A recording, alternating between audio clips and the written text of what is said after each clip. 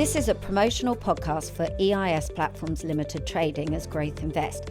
Any comments made or opinions expressed in this podcast should not be construed as investment advice or a financial promotion. Startups and early stage businesses are high-risk investments and you are unlikely to be protected if something goes wrong. Don't invest unless you are prepared to lose all your money. Hello and welcome to Alternative Thinking Podcast with Steve Dobson and Melissa Griffiths. This is the podcast that takes a deeper dive into the alternatives marketplace and explores topical issues. Today we're going to look at the VCT market and also celebrate the 30th anniversary. We're delighted to have three fantastic fund managers with us today. We've got Paul Davidson from Octopus. We've also got Fraser-Allen from Albion Capital and Paul Mattick from Mercia and the Northern VCTs. Just initially, we like to sort of start with a bit of a quick bio of each of you. Could you give an introduction? We'll start with you, Paul. Paul Mattick, presumably. Yes. So I'm Paul Mattick from Mercia, and we manage the Northern VCTs. We've been in this space. We actually acquired the Northern VCTs from NVM in 2019. We've been managing them ever since, and it's about 380 million. Alongside our EIS we run as well. But so I'm head up the distribution of both those products. Perfect. And Paul Davidson now. Morning both, thank you for having me. I'm Paul Davidson, I'm the Octopus Apollo VCT fund manager. I'm a partner within the fund. And Octopus as a group is one of the largest investors in VCTs across the UK market. We've been investing for over 20 years and we manage about 1.5 to 2 billion in capital across VCT and EIS. So lovely to be here this morning. Thank you. And I'm Will Fraser-Allen. I'm managing partner of Albion Capital. Albion's a VCT manager with about $1 billion of total assets under management, of which just over 700 million are in our VCTs. And we've been running VCTs for the best part of 3 decades. I've been investing in high growth companies for nearly a quarter of a decade now. And then when I'm not doing my sort of key core Albion role, I'm involved in various industry initiatives such as the Venture Capital Trust Association and the Association of Investment Companies. Perfect. All right. Well, so great to have you all. Now, just to sort of recap on VCTs, they've been quite resilient over the 30 years, gone through a number of political parties, experienced 9 prime ministers. And we've also recently seen the extension of the sunset clause to 2035. This was backed by the Conservatives and then by the current Labour government. So it all seems really encouraging going forward.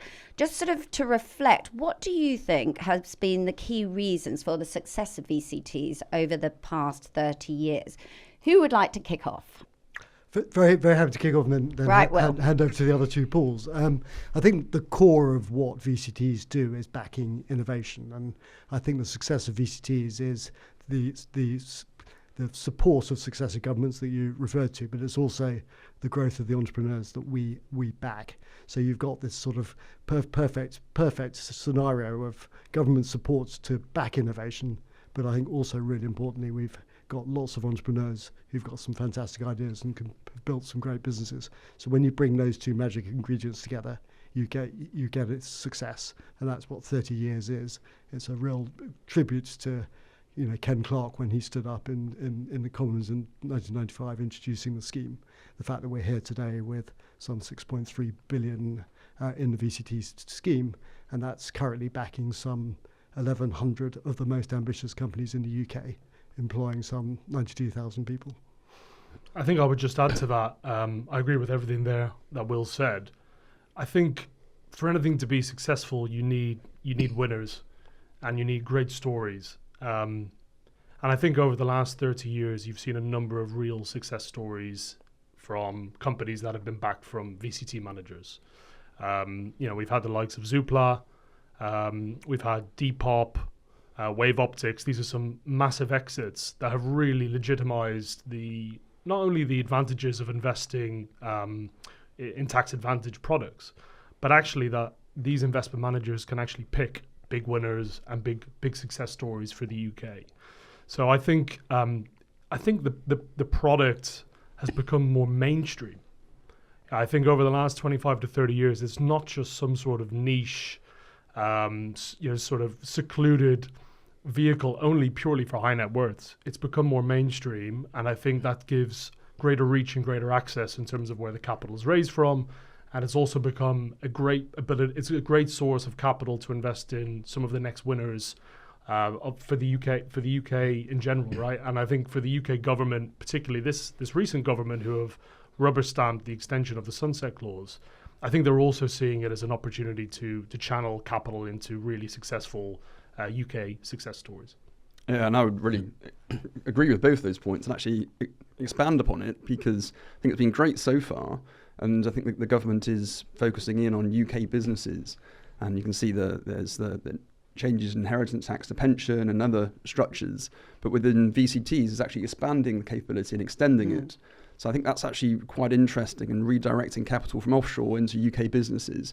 And I think actually that it has become more mainstream, as you mentioned, but I think it's got a lot more potential to grow. So I think it's becoming progressively more awareness about VCTs and their potential tax planning, yes, for high net worths, but also just backing entrepreneurs, and the combination of the two. It's a great matchup. And I think there's capability for both sides of raising more money and deploying more money into UK businesses and driving UK PLC. So I think it's a fantastic vehicle for UK growth. Yeah, agree. And I think both of you interestingly picked up on one words I picked up on was mainstream. Now, interesting you say that, but if you look at the statistics, there's 26,000 people per annum claiming tax relief on VCT. So it doesn't feel like it's fully mainstream. And I know it's not for everyone, but where do you see this fitting in the advice planning, as a whole? And obviously the benefit I guess you get with the VCT over an SEIS is the fact that you're already going into an established portfolio of companies as well as new investments, whereas an EIS, you're going to wait for your money to be deployed over a period of time, and then you get probably a less diversified portfolio theoretically. So where do you see the VCT, and I guess, EIS as well, fitting into that advice planning piece? I'll probably pick that up, that's okay. So I spend a lot of time with advisors and speaking about VCTs and EISs. And actually VCT is, after the obvious kind of pensions, ISAs, and some general investment accounts in some cases, it should be the next port of call, because you can put 200k in a year, which isn't a small amount, but actually for some of these high net worths isn't actually that large. And I'll see a lot of 200k apps coming into Northern VCTs, and I'm sure other VCTs as well. And over a few years, you can build up £500,000, £1 million in VCT and paying out a 5% plus dividend, which is actually a really useful addition to any pension structure. So I think it's kind of a cornerstone after the mainstream, and you get to the alternatives, and it's the kind of a way into the alternatives, and you say it is diverse. So 50, 60 companies in a portfolio, so you can take some risk on an individual company basis, but then you get the growth potential as well. So I think it's a really good kind of lightweight in some ways way to access alternative assets, and the tax relief's great. So tax-free dividends, people always forget about this. They're getting a 5% dividend is great, but actually you don't get taxed on it. Yes. And unlike coming from pension income or any other dividends, it gets taxed. Yeah. So I think you always forget that is actually a much greater return than you were expecting. And I'm happy to talk about EISs as well, but I am on the EISA board. But I will pass it on before I go off on one. Let's keep it VCT. Yeah. Yes, please. Yeah, I mean, look, I agree with all of that, Paul. I think, Steve, just to come back to your comment on the mainstream piece, we're seeing VCTs now being listed on platforms like Hargreaves Lansdown. It's on Crowdcube. You can invest through a nominee vehicle there. Yeah. So Growth Invest, probably the best of the lot. Exactly. So I think it's accessible across more platforms. And whilst I think the average age of a VCT investor is probably still largely in the 60s, we're seeing a lot more people in their 40s, in their 50s, also accessing VCTs now. Yeah. So maybe the numbers don't line up to how mainstream pensions are, but they are becoming more accepted. I think in terms of some of the differentiating factors of a VCT versus, say, EIS, I think that instant diversification point is a massive point, right? Both of these products allow you to have access to high growth, early stage technology companies and get tax relief on that.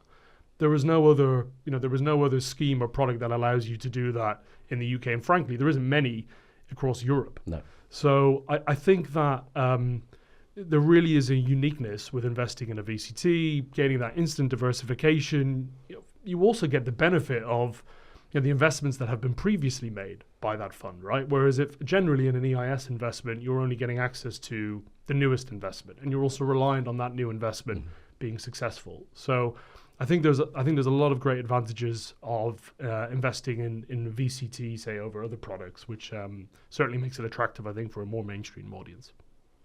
And also, I mean, one thing I feel is that you can there's a lot more digital options to be able to go into numerous VCTs for your 200,000 allowance. And therefore, you are going into lots of diversified portfolios. I mean, you really can have a wide scope to go vast into innovative, key driving areas in the UK economy. For a government that's sort of pro-business, pro-growth, it's a great tool, isn't it, for everybody to invest in. Have you got any further? Yeah, no, I have. I think you can look at it in another way as well. It's actually the real power of VCTs is the access it gives you to an asset class that's otherwise very hard to access. Yes. So by investing in a well-run venture capital trust, you are accessing, the name gives you a clue, venture capital. And that is exposure to UK high-growth young companies that have the capability to grow very fast indeed. And you're able to do that not only in a diversified way because it's a fund structure, which is important, but you have the amazing advantage that there is a significant tax incentive that comes with that. So what's not to like in access to venture capital, but with a tax relief that is attached to it?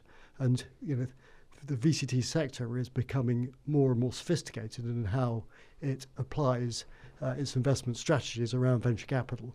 And the best managers look very much like well-run venture capital businesses across the globe. Yeah. Now, just sort of narrowing down to sort of the last 5 years, we know that it's been difficult generally in the marketplace. We've had COVID, with a lot of geopolitical instability. Things do seem to be stabling a bit more. But how have you found portfolios in your VCTs have performed in the investee companies, NAVs, etc.? Yeah, I mean, I think it's been probably one of the most turbulent periods for early stage investing in the last 15 or maybe 20 years. I think that clearly if you're investing in an early stage company, most of the time these businesses are investing for growth, so they're not yet profitable. So often these companies are being valued based on revenue, so revenue metrics, and a lot of these companies have seen their revenue slow down. As the market has been harder and as they found it more problematic to actually distribute their products or services. So as a result, you have seen some impact on valuations. So companies are generally being valued a little bit lower. I think that is quite uniformly across the board, really, for most fund managers. I don't think anyone has actually been immune to that.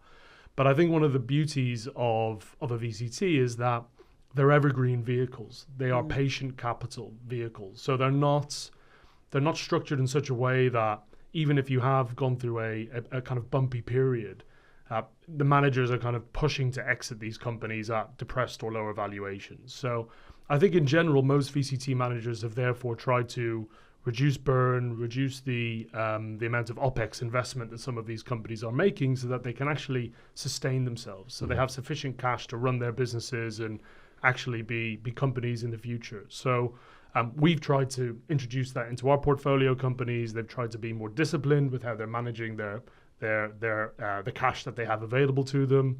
And I think we're now starting to see stabilization in NAVs. So if you look across the VCT market, I think you're generally seeing more stability across a wide base of VCTs in terms of their NAV. And I think that's hopefully quite an attractive time for people to actually invest in a VCT, because valuations right now are at whether they're at a trough, I can't maybe say for certain, but it feels like the economic forces, the macro indicators are actually ones indicating an upward trajectory and growth coming back, rather than continuing to have hard times for the next 3 to 5 years ahead. Yeah. Yeah, and I'll pick up on that NAV point. I was looking at some data, industry market-wide data, and you were saying about the last 5 years. But actually, in the last 5 years, the average return has been 5% per year across the market in VCT. that tends to be a flat NAV and a 5% dividend. That's in the difficult times. Yeah. So, and then add the tax relief on top of that, and it is really quite substantial, even when it's been hard. Yes, it's very so compelling. So I think that on that simple basis, it's gone through these difficult times, and I think we are through the bottom actually. We're starting to see some valuations coming up, and I think we're off the bottom of the kind of the post-COVID hype. There's a trough afterwards, and we think we're back off that now. We're starting to see the next few years there should be incremental growth, and hopefully accelerating that in the next few years as well. But that's just a broad perspective. But I don't know, Will, have you got any more insights? Yeah, I mean, I think I think that's right. I think the comment I'd make though is you need to think about what it is that we're investing in. This is a venture capital portfolio, and inevitably, you are there to back the outliers. So it's about finding those companies that outperform all the rest. So individual performance can be affected by the results of one or two or three big exits. So it's sometimes quite difficult to talk in generalities about VC, simply because it can be impacted by single returns. What I would say is that you've seen sort of two things going on in the last 5 years. You've got that valuation mountain up one side, down the bottom, all linked to quite a lot of COVID hype. In very simple terms, the sort of multiples that apply to revenues are about where they are now about where they were pre-pandemic. So if you almost take out the mountain. But then the second and most important bit of what delivers return is how the underlying portfolio companies are. Because providing those companies continue to grow over that period, to a certain extent, you can ignore the mountain. And I think that's what we've seen at Albion. So, we sounds like we've delivered a little bit more than the average return Paul referred to. But I think it's also important to actually look over a 10-year period, because frankly, anybody who's investing in a VCT should be investing for over at least a 10-year horizon. And why is that? That's because the average hold period in our portfolio, and I don't think it'll be that different for many, is typically around 8 years. So if the underlying asset hold is 8 years, you need to be comfortable to hold it for at least that period. I'd argue a bit more. And why is that? That's because you've got to be prepared to weather the ups and downs of what is a more volatile asset class than others, but equally well the returns that you can achieve are correspondingly higher when it's done well. What I think is really exciting about VCTs, though, is we've referred to two things as in venture capital and dividends, but actually having liquidity from a venture capital asset class, that's a really interesting and pretty unique combination. Yes. Venture capital is illiquid. So how are we getting access to it with any liquidity, let alone the amount we're seeing within the VCTs? I think it's a fantastic structure for future growth. And do you want to talk about that liquidity piece and how that is available to investors? Because that is, I agree with you completely, it's unique in this space. We're seeing the LTAFs kind of coming out with the semi-liquid evergreen structure, but we already have this structure in place with the tax relief on top. So how do the managers allow that liquidity?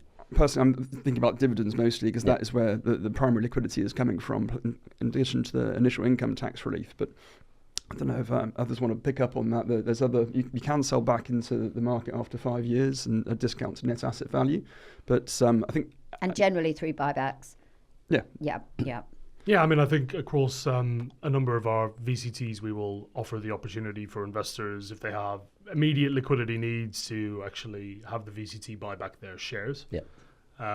So you may have been able to gain some of the tax-free dividends, or you may have had some of the initial relief. Clearly, if you do inside the 5 years, you will lose that relief. But ultimately, it is an attractive part of, I think, the VCT product offering, is that you do have the ability to sell back if you want to at some stage. Yes. That's not always guaranteed, of course. Yeah. I think buybacks are not always Exactly. guaranteed. But I think a number of the VCTs normally do allow that to happen. Exactly. And I think just sort of adding, how do we deliver that liquidity? So that's the obvious question that the listeners will argue. So how are you able to bring liquidity to an otherwise illiquid asset class? And that really comes to how we construct our portfolios. So that's about making sure that within our portfolio we have the right balance between readily available cash and the portfolio of investments. So when we think about cash, we think about what is that cash going to be used for. The 5% target, which is the Albion target for dividend yield, is very important to our shareholders. That is absolutely clear to us. It's very important that we have sufficient liquidity that we can undertake our new investment program, so making new investments, but also absolutely crucially that we can support our existing portfolio. So we put all that into the mix, and then the final bit is that if people need liquidity, and I do re-emphasise that it's our very strong view you should be looking to hold this for the long term, but we also acknowledge that people will need to sell for reasons, and that can be a variety of reasons. And that's where we make sure that we, in our sort of cash considerations, we make sure that we can adequately fund a buyback we're targeting a 5% discount to NAV. Mm-hmm. But to put it into context, that's roughly about 2% of our NAV in a year. So significantly less than the cash requirements, and that's because if shareholders are happy with what you're doing, they don't want to sell. They hold it, and they enjoy that tax-free income stream over the long term. And increasingly, that we're finding that's being added to by special dividends as the larger investments in our portfolio. I was going to come on to that point about the special dividends, because obviously there's the target dividend for every VCT, and I guess it's generally 4 or 5% in the marketplace. But there is this, potential to get these special dividends. When do they arise? And Mel mentioned that we've been through this tough period. Paul Mercia mentioned the fact that we're coming into, it feels like we're coming out at the bottom, when we're starting to see valuations going up, we're seeing M&A activity going up. So we're starting to see, hopefully, more potential for exits. Is that going to mean there's more potential special dividends on the horizon for investors? I think the way the VCT rules are currently constructed, I think that's inevitable. There's so what does it look like? And I can only speak for Albion, but our approach to special dividends is you are paying special dividends because the cash is surplus to requirements. So effectively, our job is to grow our net asset value whilst paying a 5% dividend. So in itself, we don't have a target special dividend. What we do is we look at back to my point, you look at what the cash requirements are, and to the extent they're a surplus, we pay them out. So perhaps I can give you an example. We sold a business called Egress back in July. That was a software business that we backed right from the early days. It had less than $1 million of recurring revenue, I think about 15 people. We sold that in July for several $100 million to a US software group. Now that was one of our top 3 investments in the portfolio. So that delivered just over 60 million of proceeds back to our VCTs. So if I put that into context, that's as much as we raised last year. Yeah. Now, inevitably, that gave rise to surplus cash. Yeah. And as a result of that, we paid out 25 million of it across our VCTs. Yeah, I think, from an Octopus standpoint, when we look at special dividends, I think generally we're looking at it as, an extraordinary reward for great portfolio success. So if you've seen a great outcome or a great exit occurring, and to Will's point, you don't have an immediate slew of new investment opportunities that you want to redeploy it in because you think it'll be in the best interest of the shareholders, then we would generally try and see if there is a special dividend opportunity there. Again, they're never guaranteed. They don't even necessarily happen every year, but I think they are a great way to kind of reward investors when the fund has done very well. I think in an ideal world, every year you would have the distributions, the liquidity available for investors being paid out from sales, sales of companies, sales of portfolio companies. But it's a little bit at odds with Will's comment around the average hold period, right? So if you're investing in a company for 7 to 8 years and you want annual liquidity, well, what do you want, right? Mm-hmm. But if you do get these outcomes, which are really, really strong outcomes of the fund, then I do believe that VCTs should be paying out these special dividends to investors as a reward for that performance. I also, I know we had the patient capital review in 2017, and obviously we moved away from the asset back to more this growth potential. And I feel that the macroeconomics, geopolitical situations, everything, I don't personally feel that we've seen VCTs actually be able to really maximize this sort of growth idea yet. And hopefully with the UK now a bit more stable, there's talk about the UK being cheap compared to, the rest of the world globally, this might be an opportunity to see a bit more M&A activity, exits coming through. Is that sort of a feeling you're getting with portfolios? Just from my perspective, I think you're perfectly right about the patient capital review, because that has pivoted VCTs and EISs from MBOs and solar panels and of the structures in which were creating dividends themselves to cover the VCT dividend into venture capital. And venture capital trusts do venture capital. Yes. Kind of makes sense. Yep. But before that period, there was diversity in the asset class, and then there was some kind of lower risk approach to investing. But now it is all high risk, and it's all potentially high return and well managed. And it will take time for VC to actually, within a venture capital trust, to develop. Maybe it is the 8-year hold period, maybe even 10, maybe even 15. But that can be facilitated within this semi-liquid structure. Yeah, the liquidity for the dividends, where it comes from, that's a different question, and the smaller exits. But then you can actually, within the VCT, you can actually nurture these small companies, help them grow, and deliver these £60 million exits for the clients. That's fantastic. Yeah. But I think that there is a change in the dynamic of the market, because the MBO type era, you were consistently getting maybe 6 or 7% dividend. But now you've gone to a VCT, venture capital structure, it may be a lower average dividend, so it might be 4 or 5%, but then you get the specials occasionally when you want actually get these big exits. Yeah. I think that's probably appropriate and actually more in line with what the government wants us to be doing. Yeah. And also you're going into industries where there are the potential for these large exits, aren't there? Whether it's, tech or AI potentially going forward. I mean, in terms of sectors, is there anywhere that you're seeing starting to be more of a focus in your portfolios? Well, the fund that I specifically manage, we are primarily B2B software focused. So we've been investing in B2B software for almost 7-8 years as a kind of specialist focus. And those business models have tended to be quite resilient, actually, because they have a lot of contracted recurring revenues. They're very scalable. And I think across the VCT industry, I think a lot of investors have focused on B2B software as well as other sectors, where we're seeing less. There's still opportunity, but less capital going into was really kind of long-term plays on things like deep tech or bio and life sciences. I think we have a number of funds which are focused in those areas. But I think the amount of capital that's needed to create success stories in those particular industries is vast. Mm-hmm. And I think actually there isn't a lot of even later stage financing options for those businesses that are really trying to go on that longer term growth journey. And I think, if we're kind of looking at how the VCT industry has changed, particularly post the patient capital review, I think it's done a very good job of creating a fairly well-functioning early-stage investment ecosystem. But what I think it probably still lacks, and these are some of the maybe some of the limitations in the existing rules, I think it really lacks the ability for investors to continue following on using tax-advantaged capital into true UK growth scale-up success stories. As opposed to building the kind of seed early-stage investment ecosystem.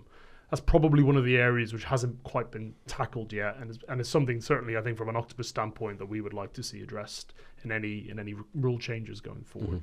Which actually leads us on to Will, who's probably brilliant to comment on this. But what do you think is there sort of on regulatory requirements? Do you think there could be some changes potentially that could occur? What do you think? Yeah, I think I'd start by just saying that the existing scheme, has been developed over time. So we've had a lot of rule changes that have come into being as government policy has changed, and we've referred to the patient capital review. And for listeners that are less familiar with that was when government reviewed how do we get more capital into young innovative companies, and what that did was that moved us as an industry, and this does include EIS as well as VCT, into these earlier stage growth businesses. And that's what's seen a lot of the focus on things like B2B software, health tech, deep tech, climate tech, and the rest. And that's good. I mean, those are high value sectors for the UK economy. But what that also means is that the rules have and need to adapt to reflect the new type of investing we're doing. And I absolutely agree with Paul.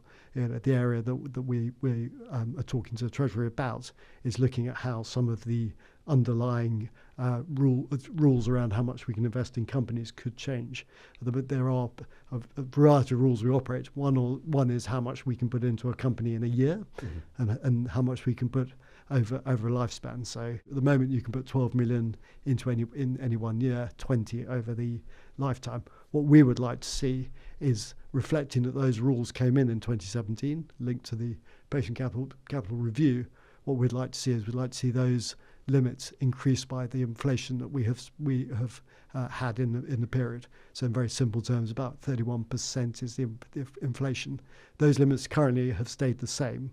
So what that's doing is that's currently reducing the effectiveness of the scheme. So what we would like to see is a catch-up in line with inflation, and then a mechanism that those limits increase in time. And what that means is that VCs can continue to do the great work that they do, have the same hitting power, if you like. Because if we don't do that, and we look at the 10 years going forward, which is what the scheme has been extended for, if you take rough views around inflation, the impact of the VC scheme is going to be halved relative to what it could do in 2016. So to me, it feels like a good way that could be a win-win both for the UK economy, but also for us as the investment manager who's looking to support it. And I'm just going to add one final thing to pick up Paul's point. If we are investing in particularly in life sciences, the capital requirement for those over the period of time is very substantial. Then when you add to the fact that what we're trying to do is to create highly skilled, highly paid jobs, those jobs have the value attributed to those jobs has gone up way more than inflation. So if you're looking at what can our money be used for, it's typically used to employ highly skilled people. Well, they cost a lot more, even taking into account, ignoring inflation, they are more expensive. So therefore, if we want to do the same, increasing those limits, to me, seems to make a lot of sense. Yeah. Steve? One more, but I've got a question for the panel. There's probably about 50 VCTs out in the marketplace at the moment, which is off its high. And what we've seen, I guess, is a combination of fewer new ones coming to market. Where we've seen new VCTs come into market, we'll come over to you, Paul Octopus, for this one. It's generally been managers that have already got existing product in the tax efficient space, whether it be IS or VCT, so Guinness, Fuel Ventures, and yourself with Generations. But then on the other side, what we've seen this year is the mergers of some VCTs. So Mobius we've seen go from 4 to 2, and we'll come to you for this as well with Albion, because obviously you're looking to go from 6 to 3. So, your views on that and where new VCTs fit into investment advice and portfolios, and the benefit for investors of having mergers of these VCTs. What's the benefits to the investors themselves? So we'll go with the new VCTs first. Yeah, I mean, look, we felt like so we've launched the Future Generations VCT. I mean, its mandate is largely to take very long-term, views. Actually, very long-term perspectives on VC investments. Some of the areas it's focused on is really big topics, really big kind of topics that we think can deliver significant change. So the areas that it's investing into is sustainability, empowering people, revitalizing healthcare. So some big topics and agendas that I think the UK has had for many years. And I guess one of the kind of features of that is that if it's a new VCT, you don't immediately get that instant diversification, right? So you're not immediately getting some of the advantages of from a liquidity standpoint as you might have with other funds. Now there are some other kind of corresponding attractive features from investing in that portfolio, but you are seeing less and less new VCTs, I think, coming to market generally. So we would tend to see it as a complementary product for maybe investing in other VCT portfolios as well. So it's not, I don't think it's an all or nothing type approach. I think if you're bringing new VCTs to market, they do need to have a specific focus. They have to have a specific mandate. But I do think you need to consider it in the context of what your what your risk and return requirements are as an individual investor. Yeah. And one thing to point out as well is often any new VCT that comes in, it often will not have a dividend being paid for about 5 years, will it? So, I mean, to me, it can create a great portfolio for you because you are sort of you go for a more established VCT where you're getting the dividends and they've got more track record, but you're getting exposure to a new area, potentially with the new. So, yeah, it can create a great diversified portfolio, can't it? Will, you were going to go on to the mergers, were you? If I could just touch on new VCTs briefly first, if I may. Look, we're here discussing how the sector is 30 years old. It's done jolly well, and it's really important that we create the ingredients for the next 30 years. And that's all about making sure that alongside the more established VCTs, of which 3 of us are sitting around this table, that we have fresh blood coming into the sector. New entrants are a good thing for any market. I think it's really important that we have new entrants. There have been 5 new VCTs by new managers, so I'm excluding from existing managers, in the last 5 years, the most recent being Procura and Guinness and Fuel Ventures. Now, it is hard work for them to come in because they come without a track record. Yep. And you made the point about the dividends, that they can't make dividends in the first 3 years. But there are some really strong managers who have a real reason for being in the sector, and who we should encourage. So, if I was talking to your listeners as advisors, I think it's fantastic if we are able to support those new entrants alongside supporting the more mature things. Because ultimately, what we all want is a long-term, vibrant sector. Turning to mergers, mergers are somewhat on my mind at the moment. That's strange. So you've gone from 6, haven't you, down to 3? Correct. And actually, the Albion VCTs are coming. They're launching in January, I believe, aren't they? So there will only be 3 now. Yeah. Correct. Yeah. So we launched on the 6th of January, raising 50 million. And obviously we're very keen to be supported by your listeners. On the merger point, it is a quirk of history why many managers ended up with this sort of myriad of VCTs, and it's again back to these sort of changing rules. And one of the early rules were that to do larger deals you needed multiple VCTs because you were limited to £1 million per VCT. That rule was taken away some years ago, and what that's allowed us to do is think about how do we rationalise our stable down to fewer VCTs that have greater scale. So part of it is create greater scale, but the bigger point is, well, what are the benefits that it delivers to shareholders, and that is around cost saving. So if you look at R6, there's going to be a sort of £1.5 million of annual savings going forward that's delivered by those VCTs, of which £500,000 of that, or just under £500,000 of that is Albion reducing its fee to recognise that it is less administratively burdensome to run 6 rather than 3. So that is a long-term gain to shareholders. And then there are sort of some softer sort of advantages that I would talk about, particularly for shareholders, but also for advisors. Is that there's a lot less administration managing 6 VCTs than 3. So there is benefit, and clearly there's a benefit to Albion that we gain from that simplification by having fewer funds to manage. So to me, it's a win-win. There's cost saving, there's simplification, and it allows us to be more effective in terms of deploying it. So really, just a sensible thing to do. Okay, perfect. So Paul, you've got 3. Are we going to see consolidation there? You're obviously coming out in the market in January. I know you can't talk about it probably if there's anything behind the scenes, but no comment. So it's very in vogue now to merge, isn't it? So we don't always go with the trend. Yes. Well, I can see the benefit of just having one as well, because you say that the administration for investors and advisors having multiple tax certificates, multiple income tax relief certificates, it's difficult. Yeah. But there are also benefits. So you can have, at one point with your 6 VCTs, I think there was a dividend every month, wasn't that? That's the strategy. I like that idea.